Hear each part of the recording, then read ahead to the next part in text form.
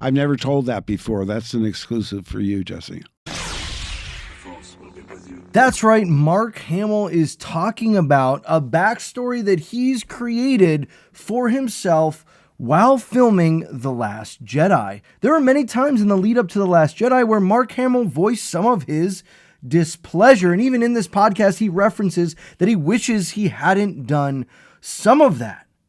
Since it's no longer my story and there's a new protagonist, I had to try and fill in that for myself. It's not important to the story, but it is for the actor to try and figure out, who is this guy? How did the most optimistic, hopeful character in the galaxy turn into this hermit who says it's time for the Jedi to end? I read that and I said, what? I mean, that's not what a Jedi does. I mean, a Jedi is optimistic. A Jedi has tenacity. He never gives up. He doesn't secrete himself on an island, but you'll see. I mean, the wait for 8 is nearly over. I think being pushed out of your comfort zone in this case was a good thing. Although I still say a Jedi would never give up, but that's old school. This is the new generation. I said to Ryan, I said, Jedis don't give up. I mean, even if he had a problem, he would maybe take a year to try and regroup. But if he made a mistake, he would try and right that wrong. So right there, we had a fundamental difference. But it's not my story anymore. It's somebody else's story. And Ryan needed me to be a certain way to make the ending effective. And largely, he is right. For something like that to happen off screen to the most important character in the Star Wars universe is kind of insane. But that's not really just Rian Johnson's fault. That also falls on all of Lucasfilm. It falls on J.J. Abrams. Even the idea to have Luke on this island of Ahch-To and not have a backstory, not even have a thought as to why. It's almost as if you just put him there because you wanted him there, not because the character determined that that's what should be happening. And this is part of the issue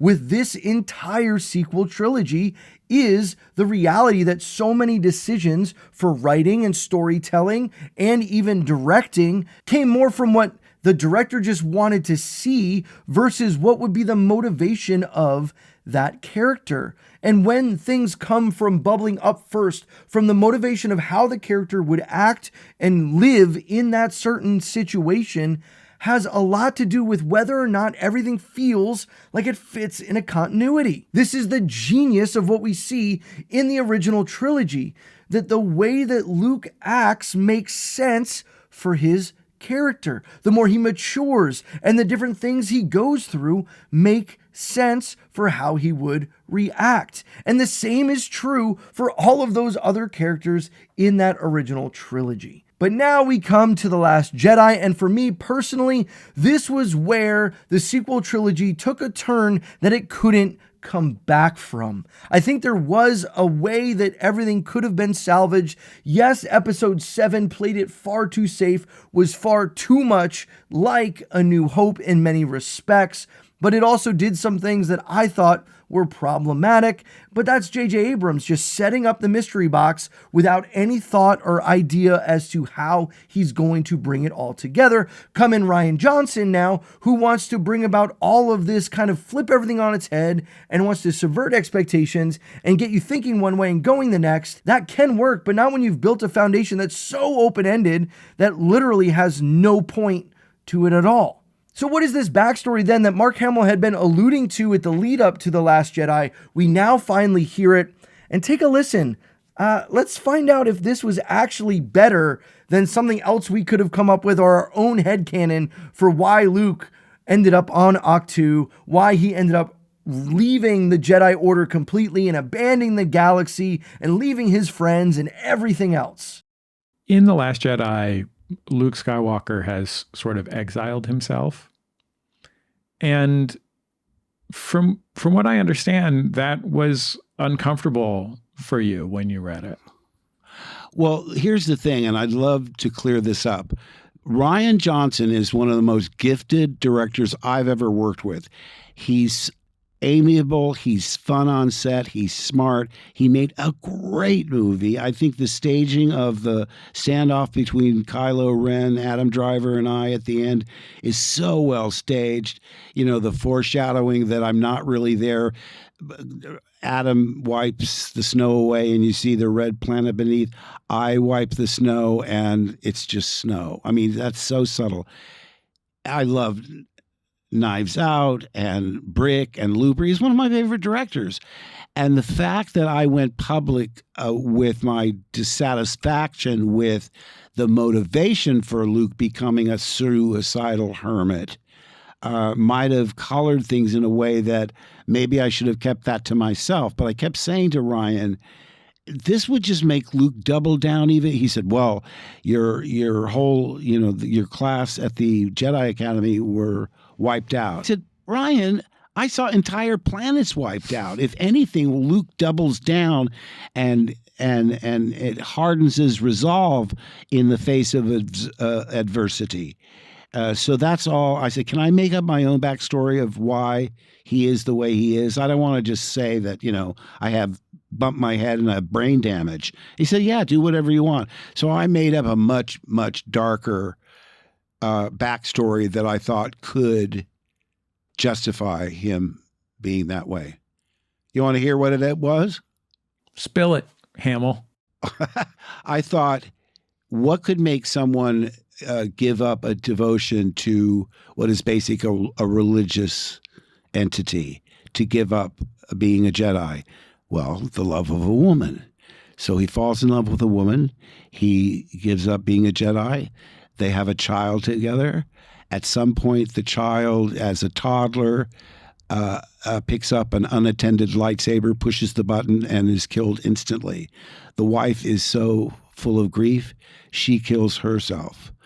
I thought that would be, because I think about, I hear these horrible stories about these children that find unattended guns and so forth and wind up dead. And I thought that resonated with me so deeply that that could possibly, but he didn't have the time to tell a backstory like that, I'm guessing. He just wanted a brief thing to explain it. And to me, it didn't justify it.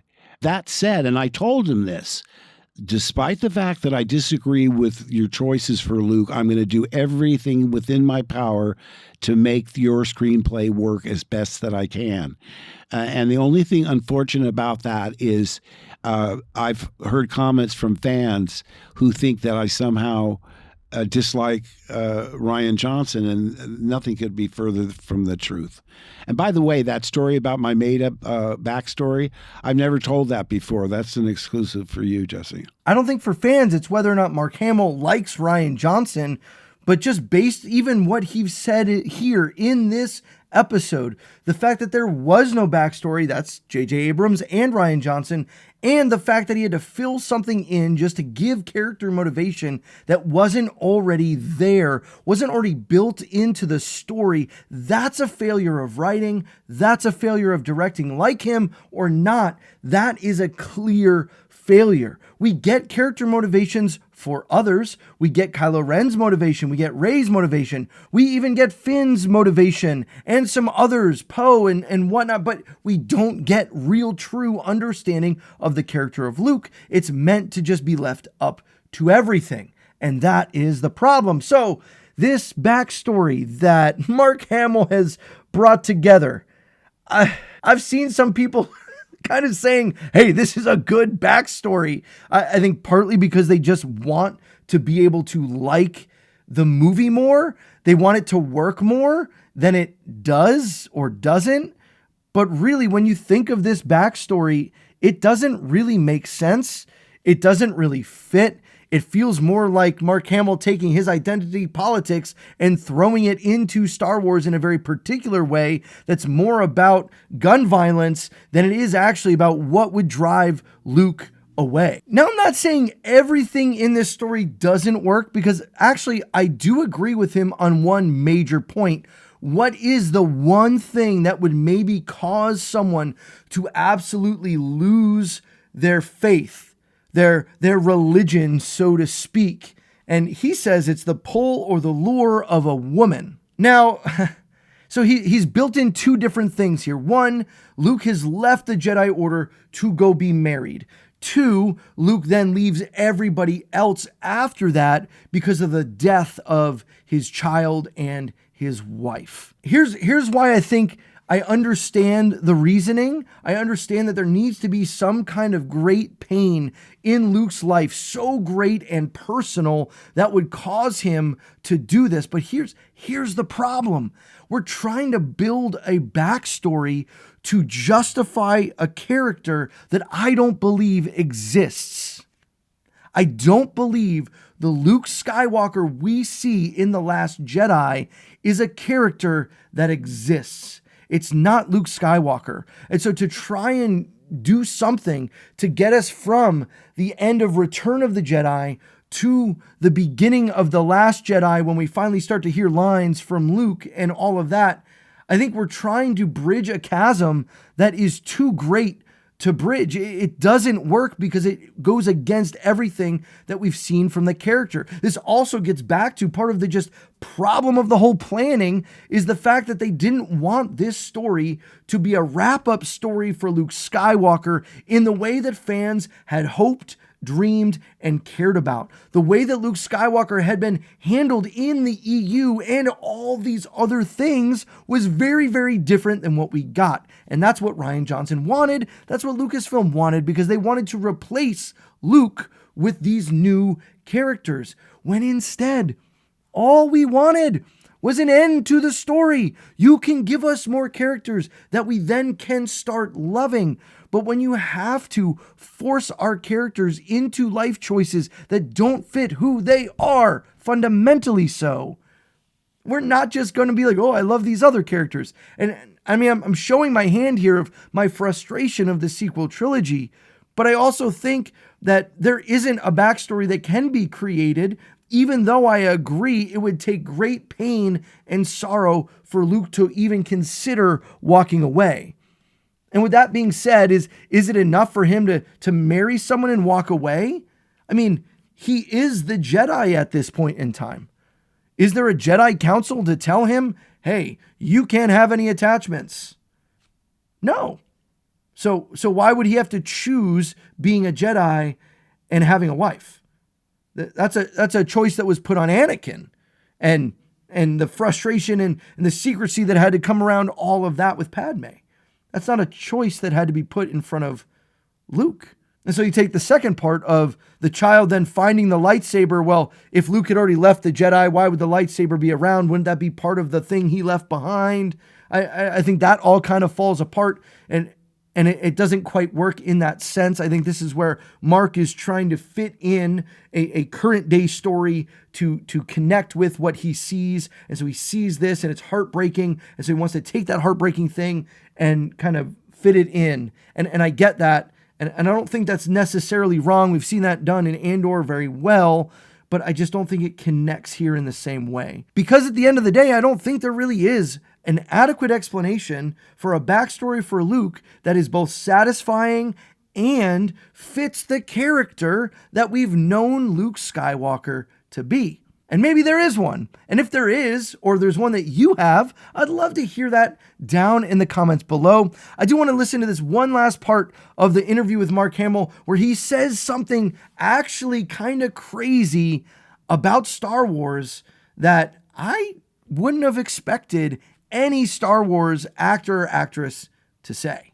I have to tell you, Jesse, there are people now, because I watched each movie when they came out, but I don't go back and watch them again. In fact, when you talked about the re-release, Lucasfilm said George has tweaked the films and he's going to release them on the 20th anniversary. I said, oh, good, send me a copy. When my kids heard that I wasn't going to go see him and see them, they said, "Are you crazy? We've got to see him." I said, "You've watched those movies countless times, way more than I have." They'd have sleepovers and they'd watch all three on videotape. They said, "Yeah, Dad, but we've never seen him in the theater." I went, "Oh, of course." On a giant screen, the communal experience of seeing him with an audience is crucial. state of the art sound, all of that. So I saw each one again in 1997. But again, I haven't seen them since. I haven't seen the sequels. I saw them when they came out. But I don't go back, and I don't read the novels, and the kids play the games. And there's all this ancillary material that's out there for the true fans. I don't, I do the job, I get the job done, and then I move on. That's right. He doesn't go back and rewatch any of the films. He sees it once and then it's done. And I mean, I guess to an extent, I understand that you want to celebrate what you've done, but keep moving on to the next thing. But there also is just kind of, I would love to, I mean, personally, I'm not in Star Wars, so I don't know this, but to like, I've just enjoyed bringing my kids along into Star Wars. And how much more fun would that be if I were up on the screen as we do that and we do that together and I'm a part of that with them. I'm not saying I would be a super fan. I totally get the need mentally to move on to other things in your career and do all those things. But I just found it kind of surprising that he didn't go back and watch them really ever, and not until they were in the theaters again in the 90s and the sequels he probably hasn't gone back to. Anyway, I just think that's interesting. Let me know what you think down below. I know that The Last Jedi can be a divisive topic for some people. I've shared my thoughts of why I don't particularly love the movie and the sequel trilogy as a whole. I would love to hear some of your thoughts down below. Even if we disagree, tell me why. Guys, thanks so much, and I'll see you on the next one. Remember, the Force will be with you always.